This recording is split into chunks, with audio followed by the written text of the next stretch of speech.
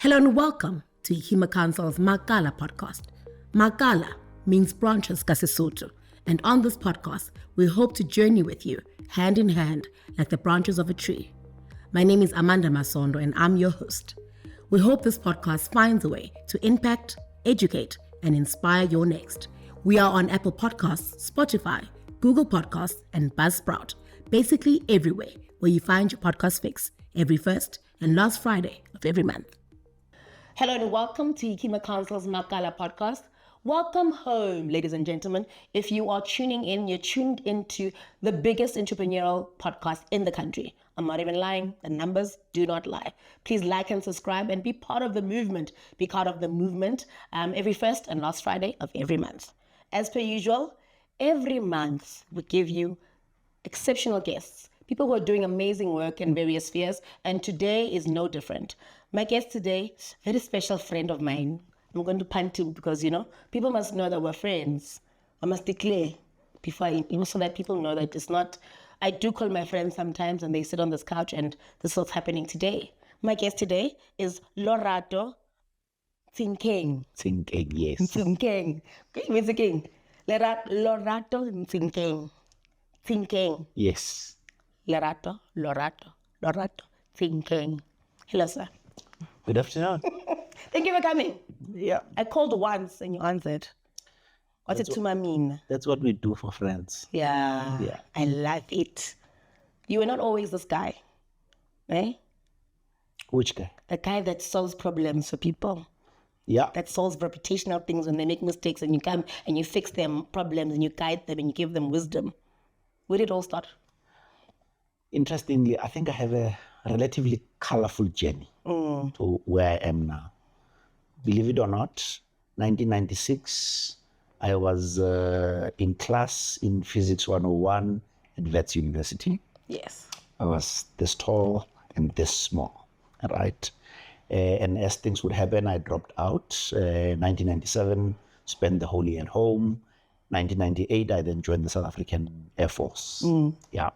And while in the Air Force, I started as an air traffic controller, went on to become, while I was there, I struggled with institutional racism, right?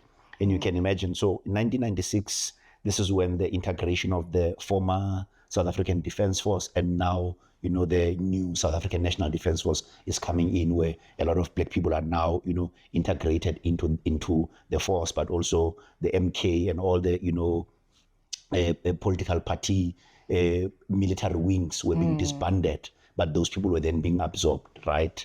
And I suspected that the institution struggled with the integration thing. I was young and too feisty, excited about many things, and I could not take being in this place that felt new, felt interesting, and rewarding as well, because I was one of the few young black air traffic controller. But I didn't want to be that thing. I wanted to be a lot more in a space that was good.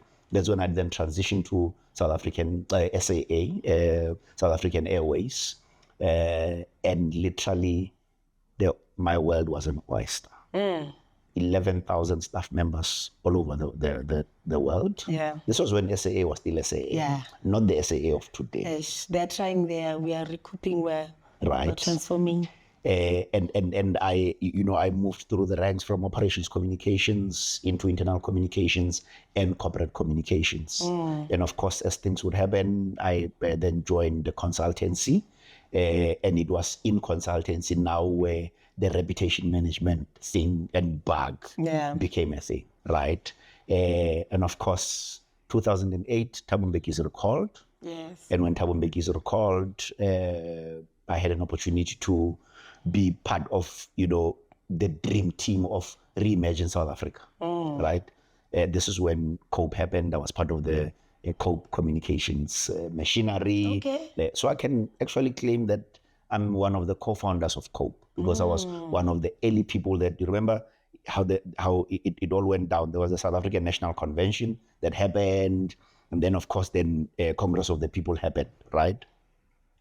Fortunately, then did a little bit of political communications. That's when I was in Cape Town with Dr. Mvume Dandala, who was the parliamentary leader for the Congress of the People at the time, and I was the communications advisor. My goodness. Yeah, and then politics did what it does to most people, chew me and spit me out. And when that happened, Amanda, my world came crashing. So there were two options. One, look for a job, which I did. But because when you, like me, you would have tried this thing that people are not used to, right? In South Africa, political tolerance is not our thing, right? Or at least it was worse at the time. So if you had chosen cope, you had chosen the wrong side. So even friends and people that I knew, whenever I would go to and say, Shimrana, ke kopa sibane, they would take my call that day, and that would be the last time they take my call, right? And I stayed, some time without a job, a little bit without anything, struggled to pay the bond. The house was almost taken, but of course we survived. It was then that I decided, do I continue in the job market or do I start my own business? And that's when I started my own business in 2012. Sure. Yeah. Okay. And the idea behind the business that you're starting, what was it? What motivated you to go into the way in which Decode is? What motivated you to start that thing? Sure. So in 2007, just when I was in this consultancy, Sineka TWS, Facebook, I think it was about 2 or 3 years old. There was, social media was not a big thing. But of course, because we like khotla-khotling, we were always trying new things. So a group of friends and I decided that we wanted to start a digital agency. So I was moonlighting in this digital agency, although I was an owner, right? And as things would happen when you are younger, you get into things head first. You don't think a lot about the risks, and that business venture essentially failed. But it was out of the lessons from that venture that I had to decide, one, am I going to go into a next venture based on what is new and shiny, or am I going to express what I know best? And remember, for the past while, I had been a PR professional. I had gained a lot of skill, but also I had relationships, right, that I could leverage on. And I realized when we ran a digital agency, one of the simplest things we struggled with was acquiring client. Not because it was not a good value proposition, but simply because it was a new thing. So when you start talking about, we are going to create an internal intranet that is more social and not like a traditional intranet, people hear you and then they're like, we like the pitch, but not quite, right? So trying to introduce something as new. And when you look at other markets, for instance, one of the leading apps at the time was an app called Yema, right? Yema is a social internet which allowed for two-way engagement. Because if you think about the intranets of the old, it was literally a dumping site for documents. So there's a social media policy, it's put in there. There's a new leaf policy, it's put in there. This one allowed for people to be able to interact, right? And it was out of that where I realized that while this thing is going to be a thing in the future, I am not the person, right? But I am good at thinking about perceptions, helping people to think about. So if, and in fact, a friend of mine likes saying about, PR, to say, who is the person who has done PR better than anyone in the world, and go wild, right? Jesus, right? Because, and you know this about me. So I say, PR is not what you say, but what you do. And Jesus is exactly that. Yeah. So Jesus did things, and then he went and then he told the world. And so when he would say, I'm a fisher of men, he would go and fish men and then show that he had fished men, because there would be a gathering of 5,000 with a few loaves, few fish, and still feed those masses. Yeah. Think about Muhammad Ali, right? Another typical example, right? He did, and then he said, in fact, I can bet you my last few rands in the bank account now. I doubt anyone started calling Muhammad Ali the greatest before he did. Yeah. He called himself the greatest. First, right? But he did the thing. So it was out of that understanding in, how PR works, where I then wanted to say, I'm not going to be a publicity guy. Yeah. right? I want to be able to influence how people think about public relations, because sadly, a lot of PR professionals, I think we've messed it up for many people. So when people think about PR, they think about publicity, and it's so much more than that. And that is where really Decode, at least the thought of what it should be, how it should be expressed in the marketplace, but also represent the brand that is Lorato. Yeah. Okay. I love that. 2012 is when this was Yes. registered. Yes. Running strong. Yeah. Talk us through now putting together the team, Sure. right, that makes up Decode. Because I get it. It's very nice to have the business, to have the idea, to have the concept, but now you have to tell people Yes. that are working with you that this is what we are trying to move forward. This is what we're trying to do. Sure. Talk us through what that process entailed, and were you happy with your original starting point, or did you have to fall a bit first for the team to finally find its feet and to finally be the organic thing that you wanted? Sure. And in fact, the first thing where we fell, Amanda, or rather where I fell, because now it was just me at this address, right? And a business card, by the way, when business cards were a thing. What was, then I assumed, it was a terrible assumption, that the people that I knew that either had, were in PR jobs or were, PR managers in respective companies would be the people that would give me business. Was I not wrong? Oh. And it is not because they are bad people. Yeah. It is not because they didn't like me. It was because, like them, there were many people, or like me, there were many people who were trying to get their attention. So you can imagine you are this one PR manager at a Coca-Cola, and you have 30 friends who are running a PR agency. Yeah. All of them want this one opportunity, and this person has to decide. And the likelihood is that they are going to decide based on the one who has more experience.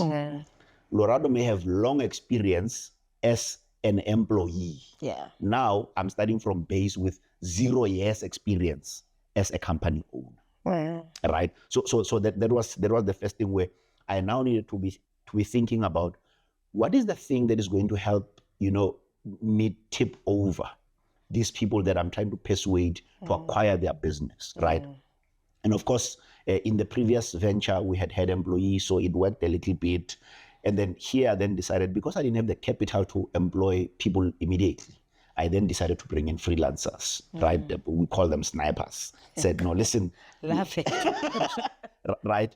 But also the nice thing about that is that you don't have to pay them up front. They also know that, no, listen, as freelancers, we work on projects. When you signed up somebody, you then bring me in, we do a specific job, and it's for that period, and I'm out, right? Yeah. So they all understand the rules of the game, but also they are very flexible. They are they are agile. They think on their feet, and also they know that no output, no payment. They're only as good as their last gig, yeah. Right. So it helped in that way. So for a little while, I was running with that model.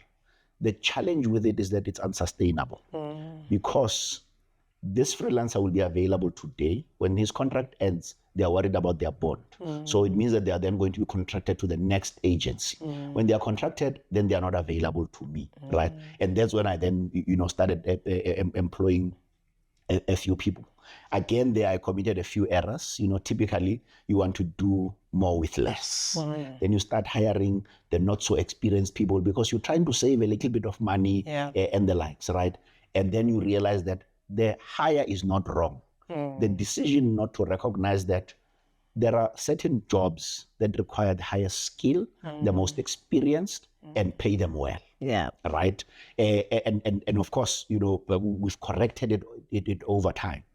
And the advantage with those people is that you don't have to work too hard for them to buy into the culture of the business because they're experienced. They worked elsewhere. Right. So you don't have to preach company culture to them. They get in and they realize that, hey, this thing is something that works for me, or it needs a little bit of adjusting. So they find ways of adjusting.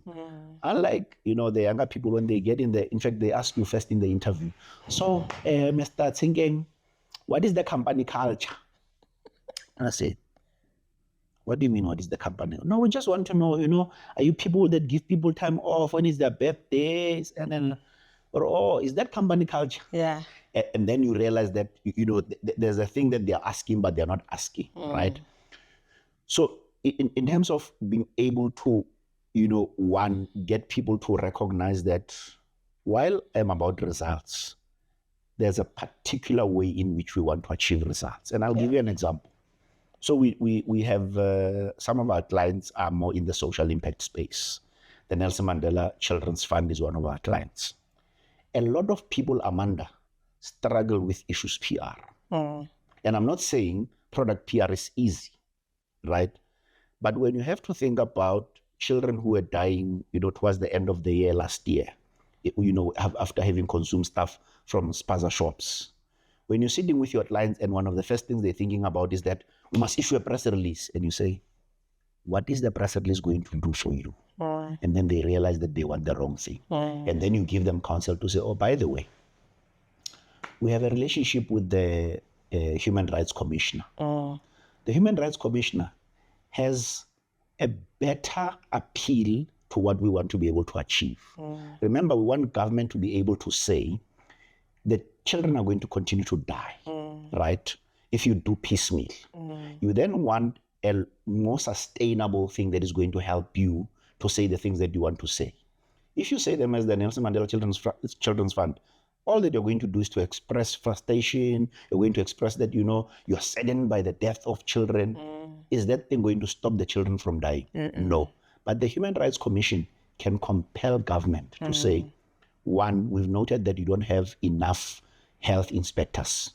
You are now going to have more health inspectors. Now government must go and figure out where to. So that's one of the difficult things that, some of my colleagues, they struggle with that because, and I'm not saying it's easy to get into Newsroom Africa or SAFM, but they can do that with relative ease.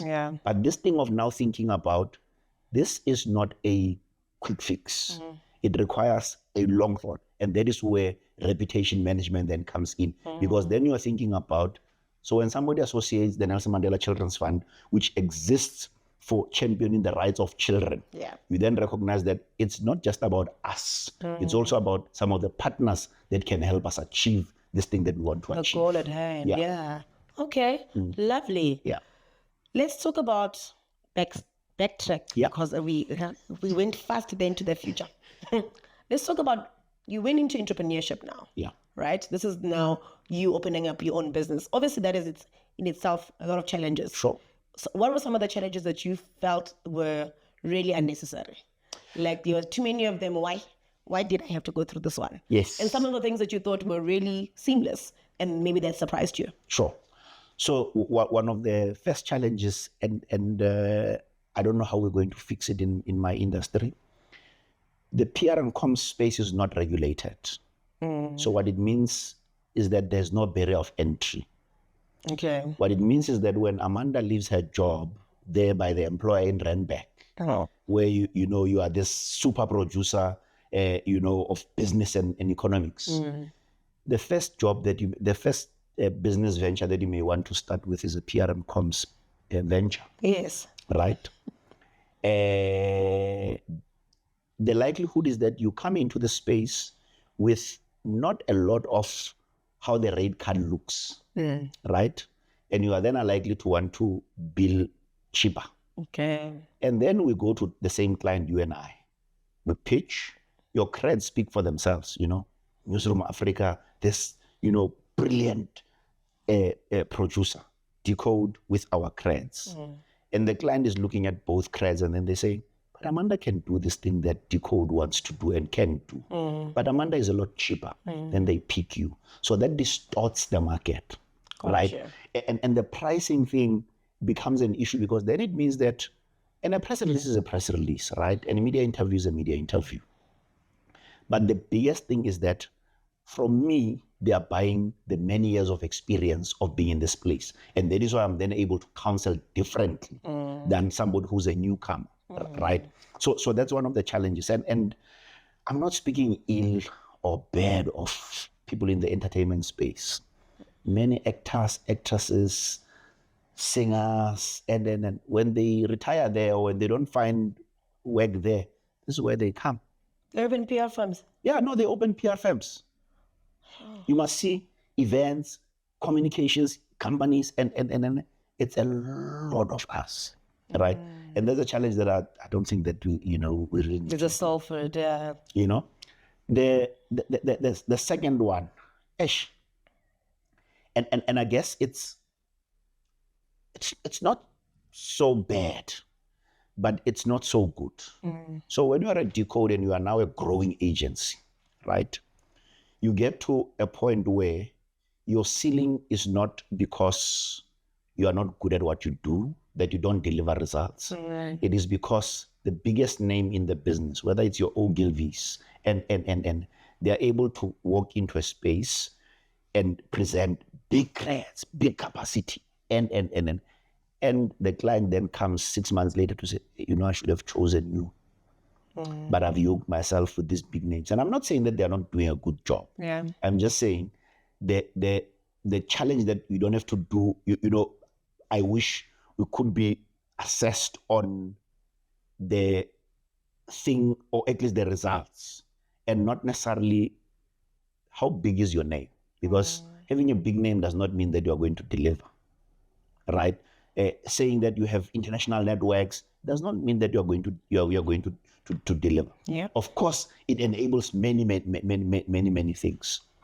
You then ask, so what are some of the things that are, that are almost are here, right? The biggest thing about PR and comms is that, in fact, there's somebody, I just forget his name. He asked, what if public relations or PR stood for people and relationships? So in the work that we do, we then get to interact with a lot of people. We get to network with a lot of people outside of the media space, right? So it therefore means that even when you need something that requires a fixer, we can help you because we have that kind of access. Yeah. Okay. So talk us through your customer base. Yeah. Who can knock on the door of Decode? If you asked me 2 years ago, I would have said, anyone who believes that they have the budget and they have a problem, they could come to Decode. Now, they must have a solid budget. And here's the difference. Here's the difference. 10 years ago, or in fact now almost close to 11 years ago, Rams Mabote and I met at an agency, at one of the biggest agencies. Rams Mabote is, one of the, he calls himself the quintessential media man. He's done media wall to wall. He's done radio, TV. He even now has a podcast. He has a TV show on entrepreneurship. So there's nothing that he has not done in that space. But also he has worked at the highest levels in PR and comms, right? Advising ministers and clients. And when we met 10 years ago, of course, we were meeting to work together on a project. Fast forward 10 years later, which is now last year, I then approached him formally to say, Brad, I'd like for you to be my business partner. So he bought 45% of the business. He's now my co-shareholder, right? One of the first things he fixed was to say, you are not going to take any clients that are not paying us your worth. He says, if you were a stock, currently you are valuing yourself at 10 rands, whereas you are worth 1,000 rands. Yeah. Right? So all the clients that are paying you 10 rands worth, will keep them until it comes to an end. But every other new client, they're going to be paying you at 1,000 rands worth, which is your worth. Right? And how we got there, it was because, again, Amanda and I are, we're pitching for the same job. And then this client says, yeah, but Amanda, has given a cheaper quote. Then I now have to go down and because they do come back to you to tell you. Right. So my client base, literally, in fact, we even say we have a social impact practice. We are only looking at properly funded NPOs and NPCs. Okay. So if you're a MasterCard Foundation, and I know that I'm looking at you, MasterCard Foundation, right? The Nelson Mandela Children's Fund of this world, right? These are, non-profit companies that, one, they know that you don't have to teach them the value of paying for PR and comms. Whereas a lot of other companies, small businesses, they struggle with the concept of paying for PR and comms, right? And maybe asked differently, your question is, who's the other client that you desire? Standard Bank, of course, and all the other banks, right? That I can't get now because these bigger agencies ordinarily, they have them as a captive market. But those are the kinds of clients because, one, I don't have to persuade them on the value. But two, they understand when we talk about strategy. They are not always about, but we're not in the city press. But they know that, in fact, not being in the city press is a good may thing. be a good thing. Yes. Standard Bank, I mean,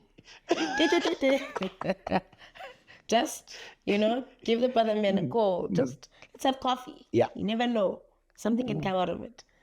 Let's talk about entrepreneurs, right? Sure. You mentioned, obviously, I get it. They're a small business. They feel like they've got a lot on their plate. Yeah.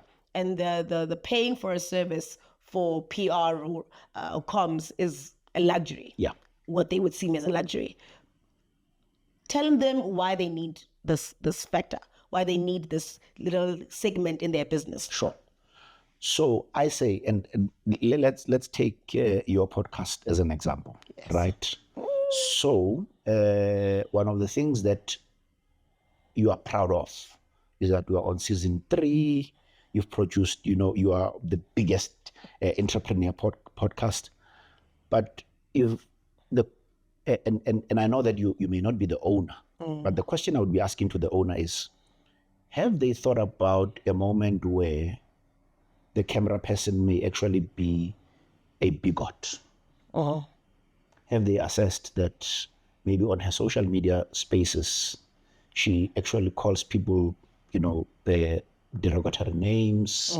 She thinks she's a homophobe, and that is where my kind of PR comes in, where we help you to be thinking about, so this is not just about you having seen your name in lights.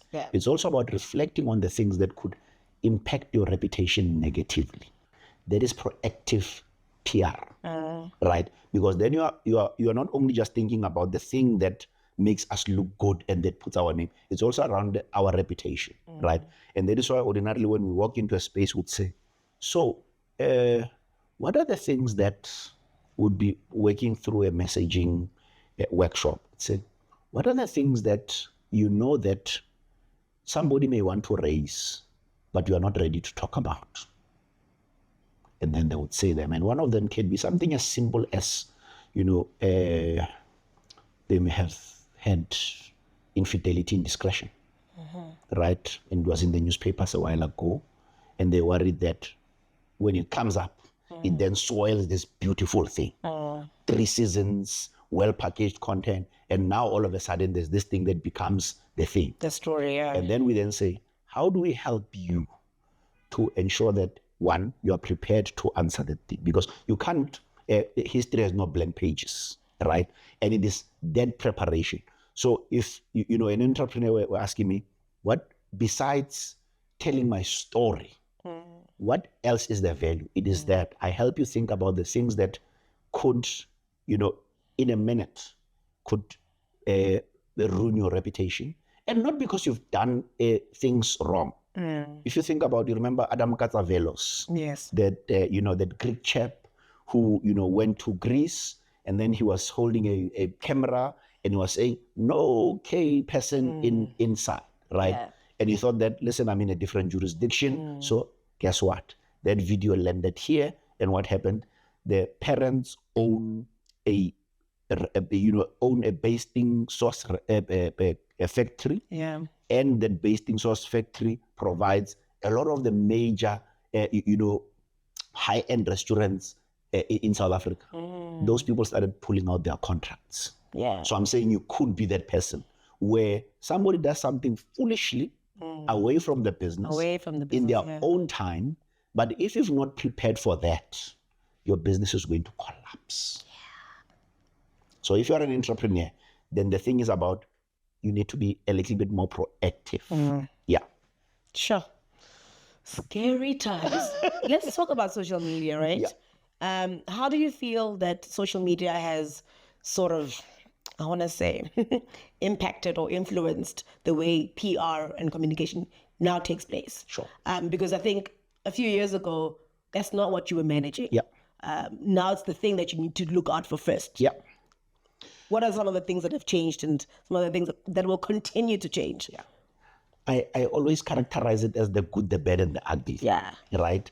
The good is that previously, if there's this one big newspaper title on Sunday, which we all want to get into, and there were only about 2 opinion piece spaces, it meant that, if you don't get in, your message is likely not to be seen by many people. Therefore, the democratization of that space enables for you to place your piece elsewhere. But also, even if you get it into this premium newspaper, because they are then, they have access to this market, which is a critical market. But you also want to get a lot more other people to see this content, right? Social media then does that, right? So that's the good, where the democratization of platforms, it's called, there's a big word that people speak about. It's ubiquity. That it's ubiquitous means that a lot more people see content, because that's what we want to do. We want people to be influenced by the content that they see. If they have a particular perception and want to influence that perception, we want for it to get to their eyes, get to their ears, right? Then the bad about social media, particularly when it comes to PR, is that in an attempt to do less with more, or do more with less, right?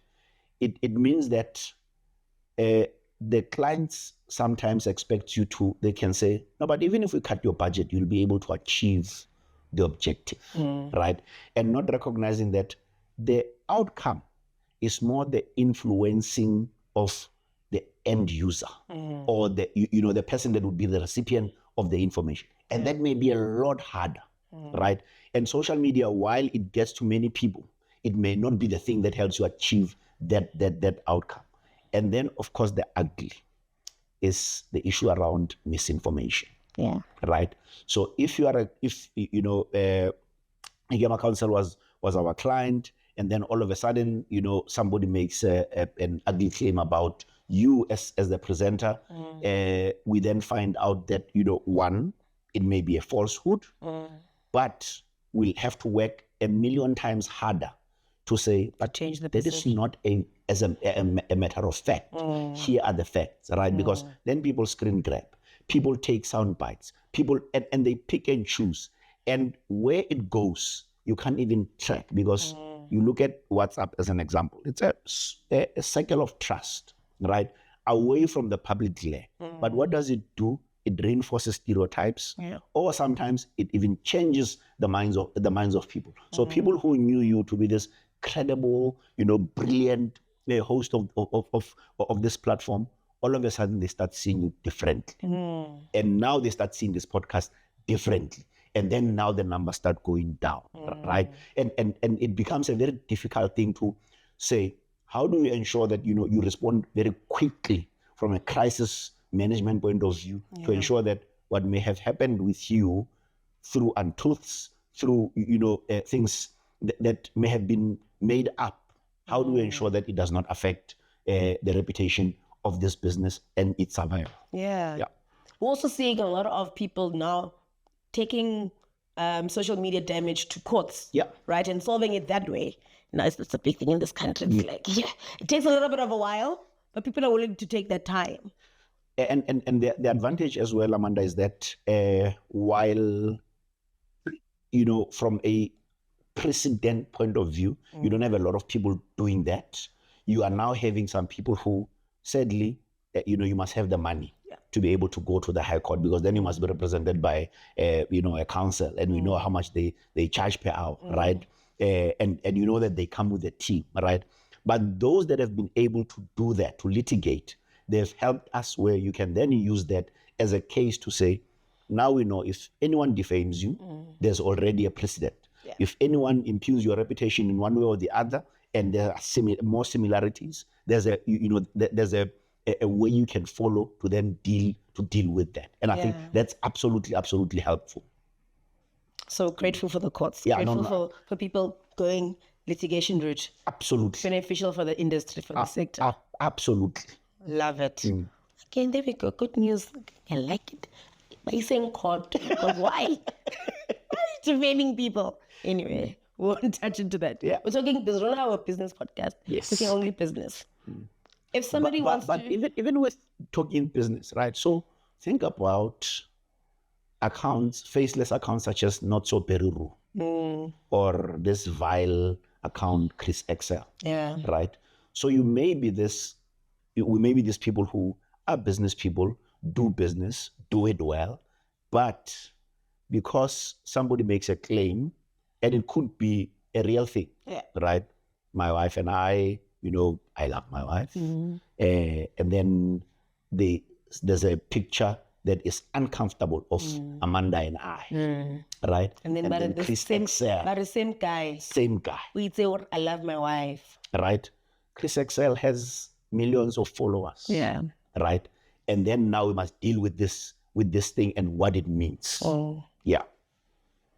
And unfortunately, people who also follow social media, sometimes they seemingly get a kick from these things that are a lot more salacious.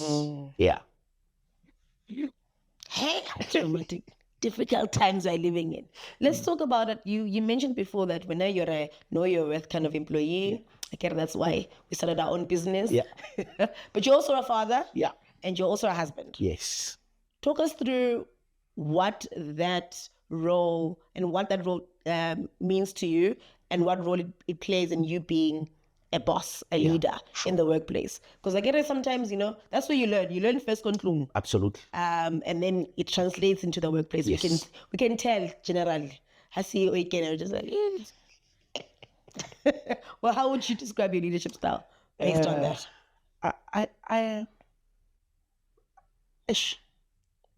In fact, I'm answering this question for the first time. I don't know how I describe it, but maybe I can just,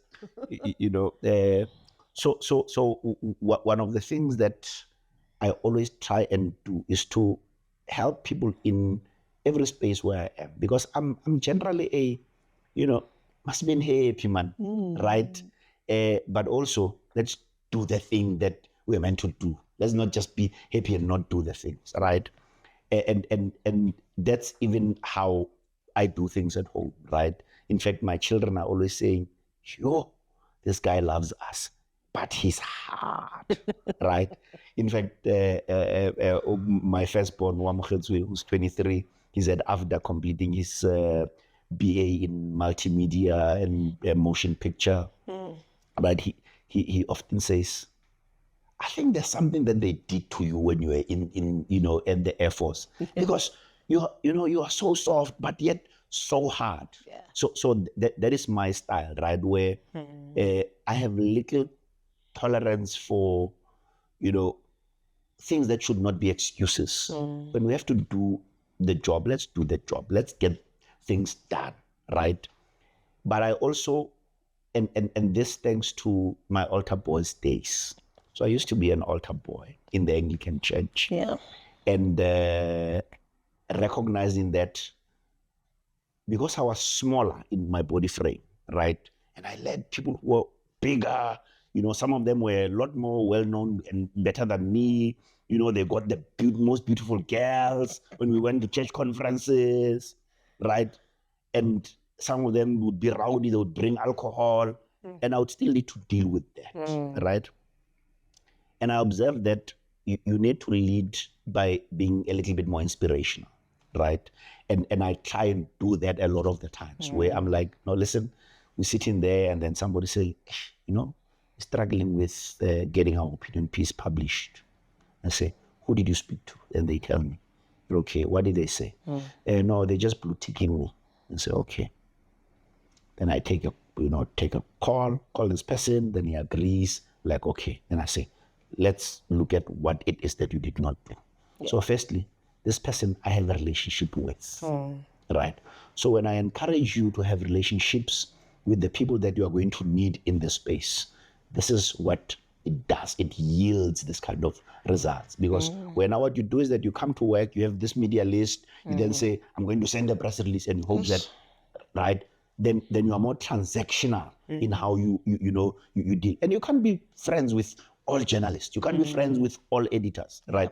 But there are things that you want to be able to tip, and you must then create, you must have that relationship so that you are able to do that, right? And it's that's how, with my children, I try and teach them. So they especially Rabetsuneo, who just started now at UCT. Yeah. One of the things that she dislikes about me is that everywhere we go, she would say, I bet you we can go to the moon and there's somebody who will know you on the moon. Right? So it's that thing, again, going back to PR. What if PR stood for people and relationships? Yeah. Right? So my leadership style really is around that. And even with my children, it's that, to say, the warmth goes with, some, freezing nyana or coldness nyana. And not because you want to be cold, but you understand that these things coexist. It's required. Yeah. I love that. That's a very good answer. Yeah. You are actually, and I see it because I lived it. This is exactly, this is your leadership style. Okay. Are entrepreneurs born or are they made? I used to claim that I'm a terrible salesperson. I don't know how to sell. This is because growing up in Harangua, over the weekends, I had to sell the doily. Remember those things that you hang over on the couch, right? Yeah. My mother was a teacher, and she retired 3 years ago. So you can imagine, I am with people at school Monday to Friday. And on Saturday, I'm knocking at their doors in their homes, selling the doilies. Yeah. So I disliked that thing, right? So as you can imagine, entrepreneurship was the last thing ever on my mind. I may have sold the stock sweetie here and there, like all of us, we try things that, stars, yeah. But also sometimes more fashion end, right? Not the sherbet, then you sell the sherbet, right? Does it make you an entrepreneur? Maybe not, right? So that is why when people ask, are entrepreneurs, born or made? I honestly don't think that it's as a straight cut answer like that. Socialization plays a huge role. There are many children that come from homes where a corner shop, but there's nothing entrepreneurial about them. In fact, they have chowed all of that money. There's nothing to be seen of that corner shop except, that old, building that is now derelict, right? And then you have people who, from survivalist, they've become these budding entrepreneurs, right? So I'm not sure whether it's born or made. I think it can actually be both. Yeah, somewhere in the middle is the real answer. Yeah. Fair. I won't poke too much. I'll leave you. I'll accept that answer. It's fine. I'll accept it. Okay. I wanted to also touch on trends. Yeah. Right? You mentioned the PR industry, like even me, I have my own interactions with PR. I'm going to also write an opinion letter and just a love letter to all of my colleagues. Yeah. Yes, I have serious problems, but we'll solve it. We'll solve it. I believe in you. But let's talk about some of the trends that you are seeing in the sector, right? Good or bad, that you think are coming up in the next 5 years or so, that you think are going to be really important for the sector to note and to elevate. Sure. So there are skills that we will always require as PR professionals, right? Creativity being one of them, right? And it is out of this creativity where we are going to find our ways out of what people see as a problem or as a challenge. Yeah. The artificial intelligence journey. Yeah. Right? Because In fact, I read an article recently where, the writer says that they believe that we are PR professionals, especially those who write. We are going to lose our critical thinking because now you ask ChatGPT or now the new kid on the block, DeepSeek, to go deep and seek this thing and give you the information, right? And I say there's a possibility, right? But our clients will always have problems to solve. And these problems are going to be solved by creativity. The example that I used earlier around, Nelson Mandela Children's Fund and their impact and influence around children who are dying. You can't ChatGPT that thing. Right? ChatGPT may have the knowledge, resource in terms of they can tell you the case studies, but the likelihood of them thinking about what would be the best way of doing this, and maybe I'm undermining it. Maybe 10 years later, it will get there, right? But I think at least for the next while, creativity is the thing that is going to literally help us to always be set apart, to always be, call it ensuring that we work alongside technology and not competing with it. Because I am a proponent for we need to work with a lot of these technologies. We need to understand them. But importantly, we need to put in measures that are around, what is the governance of now? Because if you now have to deal with plagiarism as an example, the president recently, President Cyril Ramaphosa recently had an issue around somebody was, putting together his speech and they found that it was plagiarized, right? How do you guard against those? Because as part of producing content, we need to be thinking a lot about that, right? The second trend, for me, it would then be how we use empathy as a big tool in how we communicate and how we influence audiences, right? We live in almost a hyper enraged society, right? Somebody is found out, maybe, Chidima Adechina, who, was wanted to be a Miss Universe through being said to be Nigerian, South African, and the rage that came with that, right? Demonstrates that. So if you say that South Africans are, xenophobic, would you be wrong? You then find that there's a lot of that sentiment in there. And that is why when you have a Bell Pottinger, that ugly, terrible PR agency, UK-based PR agency that is normal, when it came here, all that they needed to do was to say, work into the racial division fissures of this country. And they're able to do that. And in a society like that, where we are, hyper-racialized, hyper-sexualized, and we then need to be thinking about how is empathy going to be the thing that helps us solve some of these problems. Because, today, as we speak, children at UCT, they are almost striking for issues around accommodation, right? Because there are not enough accommodation spaces for university students. But the question is, ordinarily, the parents who want their children to get on with the studies, they say, no, these kids are messing around. But the people that know that they're excluded, they're feeling like, but why are we excluded? So it's how you then, in the tension, say, what is the best way to communicate in an empathetic way? And that is why UCT, how it's going to communicate out of this problem, is going to be the thing that tells us that they're interested in solving the problem. They're interested in the children that are going to be sleeping, on the streets, who may be coming all the way from Venda, almost 2,000 kilometers away, right? You need to be thinking a lot about those kinds of situations. It was already up and running that you think would be very helpful for someone that wants to get started. Yeah. One, if you can, don't jump without having a client. Because the last thing you want to worry about is who is going to pay for my bond and how am I going to get to meetings when you don't have the money, right?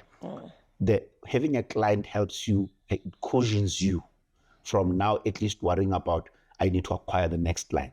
Instead of worrying about, I need the next client, but also I need to buy bread. Also, I need to also, right? So if it is possible for you to secure the client before you jump ship, it is very helpful, right?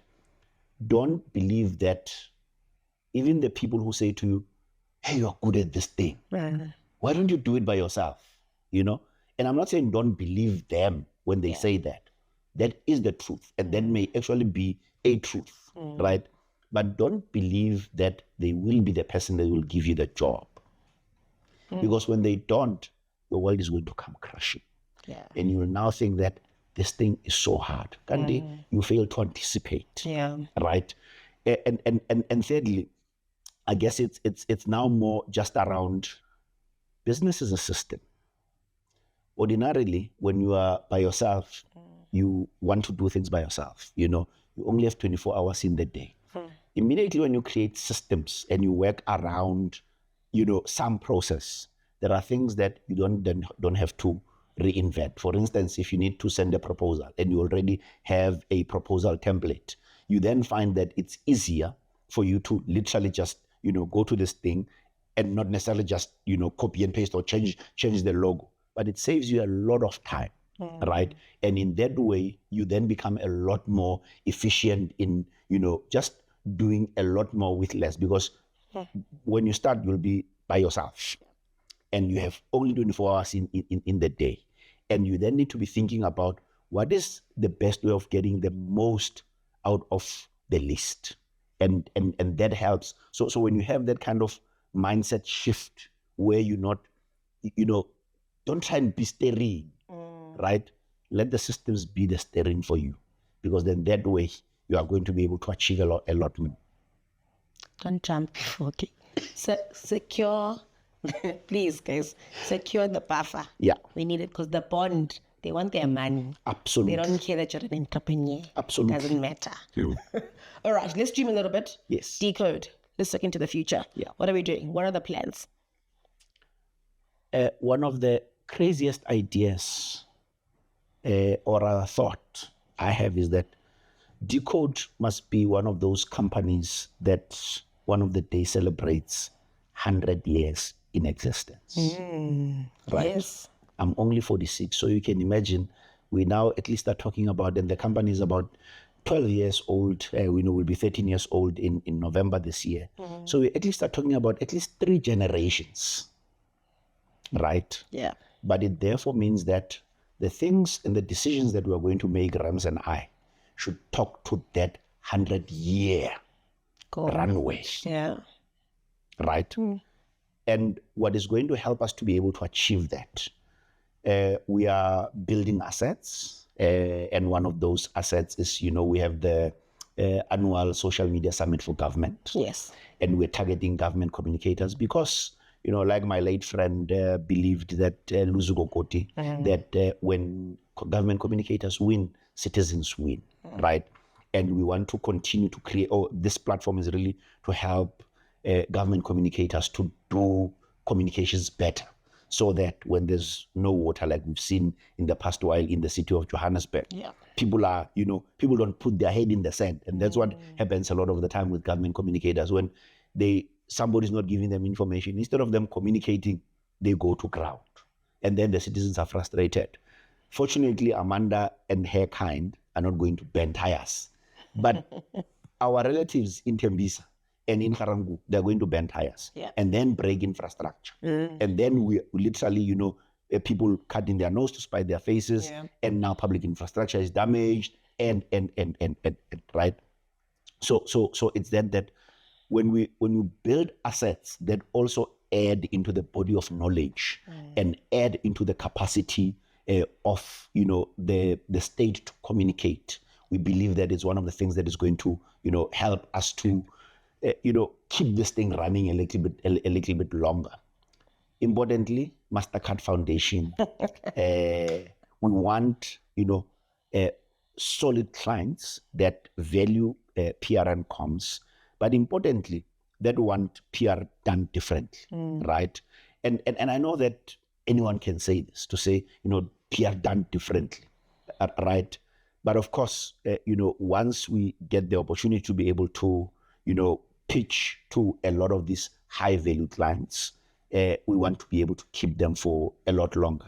In fact, there's an agency that I understand they had the John Craig John Craig has boring clothes, ne? But you find John Craig in every town in South Africa. Whether you go to Springs, you're going to find a John Craig there. The other plan, again, of course, is, to ensure that we are a real Pan-African agency, right? We believe we are a Pan-African agency. Decode has done work on the continent, but we've only done, in about 4 or 5 markets. We want to play in all the markets.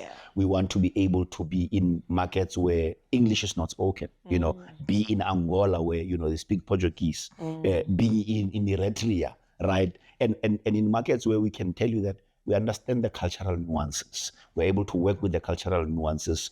We get it, but we do our job so well that should a MasterCard Foundation want to have us, then they know that we do the work across markets on the continent. Lovely. I love that for you. We're going there. We're going there. Yes. Last question. Knowing what you know today, would you do it all again? So you'll observe some of my answers are not just straightforward yes or no, right? Yes. And you know this. Last week, my family and I were able to go to Cape Town. We spent the whole week in Cape Town, about 9 days. The reason is because, my second child, first daughter, studying her first year at UCT. Yeah. And I was able to make the decision like that. And it's the kind of freedom that running my own business gives me. I knew that I left people behind who could, keep the fires burning, keep the accounts running, keep the till ringing, and attend to this very important thing, right? And it is for that reason that, again, when Dumelo and I turn 50 in 4 years' time, we want to do a crazy, crazy thing. Can't talk about it here, but we want to do a crazy thing. Yeah. And I believe that Decode is going to enable us to be able to do that, right? You must follow us when we do it. Yeah. Right? It's going to be catch it here first. Absolutely amazing. But it is because of this enabling thing that I really bought into, right? And it is for that reason that I would say I would do it over and over again. Yeah. On repeat. It is punishing because when you look at, one of the things that you must, when you speak to entrepreneurs and say, so how do you feel on the day when you know that, it's payroll day? Yeah. Because then you see all of that money going, you say, oh, Morel. And of course, some of that money is going to SARS because of pay. Of course. Oh, Morel. Right? And you realize that, but this thing is hard. Yeah. But it's so fulfilling, so rewarding, and I would do it over again. I love that. Yeah. Amazing stuff. Ladies and gentlemen, the ninjas of PR, of reputation management, of communication, Decode. Thank you, sir. Thank you so much. Yeah. Iserete.